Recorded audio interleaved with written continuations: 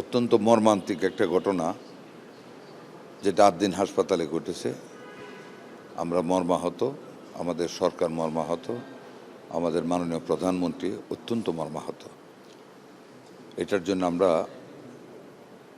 ওই মোমেন্টে আমি এলাকায় ছিলাম, আমাদের কর্তৃপক্ষ যারা এখানে ছিলেন সবাই স্পটে গিয়েছে, অবস্থানগত পরিদর্শন করেছেন।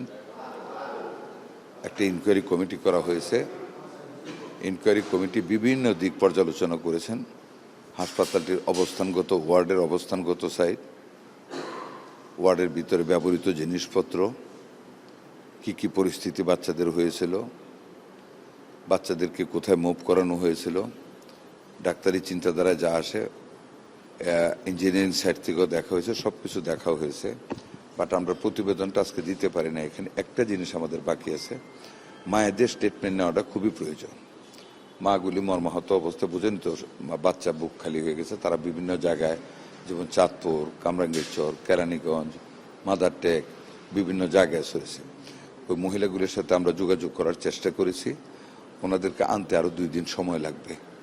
সবাই বিভিন্নভাবে মানসিকভাবে একেবারে ভেঙে পড়েছে। মাগুলির সাথে ওই তখনকার পরিস্থিতিটা ওনাদের কাছ থেকে একটা স্টেটমেন্ট নিতে হবে। যে কারণে তদন্ত কমিটি এই অসম্পূর্ণ বিদায় তদন্তটা, মায়েরা নাই বিদায়, 3 দিন সময় চেয়েছেন। দ্য লাস্ট টাইম 3 দিন আমরা সবাই মিলে আমরা ঐক্যমত হয়ে 3 দিন সময় দিচ্ছি। 3 দিন বলতে আজকে 31, 1, 2 না, আজকে বাদে না, 3 তারিখে আমরা পূর্ণাঙ্গ রিপোর্টটা পাবো। তখন আপনাদেরকে আমরা রিপোর্টটা জানাবো। তবে প্রাথমিকভাবে জিনিসটা না জানাটা ভালো, কারণ ওই 3টা মায়ের স্টেটমেন্টটা নিলে পূর্ণাঙ্গ রিপোর্টটা আপনাদেরকে দিলে আপনারা পূর্ণাঙ্গভাবে জাতিকে জানাতে পারবেন। এবং একটা কথা শুধু আপনাদেরকে বলি, আমরা অত্যন্ত সিরিয়াসলি জিনিসটাকে নিয়েছি এবং এটার সঠিক তদন্ত বের করে আমরা মেডিকেল সায়েন্সে যতটুকুন পর্যন্ত এটাতে শাস্তিযোগ্য অপরাধ হয় ততটুকু পর্যন্ত আমরা কাউকে ছাড় দেব না। এসি বন্ধ ছিল, এসি বন্ধ ছিল। কয় ঘন্টা ছিল বন্ধ? একটা মায়ের রিকোয়েস্টে 2টা থেকে 4টা পর্যন্ত এসিটা বন্ধ ছিল।